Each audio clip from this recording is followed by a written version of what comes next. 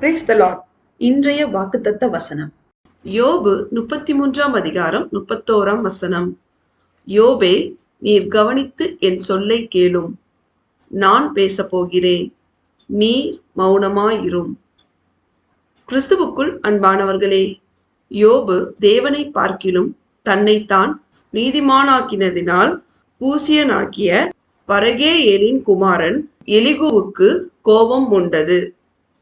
அப்பொழுது எலிகூ, சேனைகளின் கர்த்தராகிய இயேசு கிறிஸ்து மனுஷனை பார்க்கிலும் பெரியவர் என்பதை யோபுவுக்கு எடுத்துரைக்கும்படி, என் சொல்லை கேளும், நான் பேசப்போகிறேன், நீர் பேசாதிரும் என்றான்.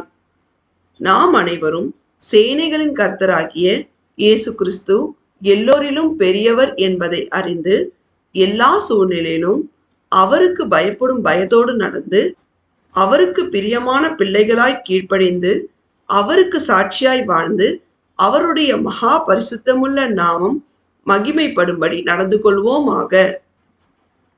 தேவன் நம் அனைவரையும் ஆசீர்வதிப்பாராக. ஆமேன்.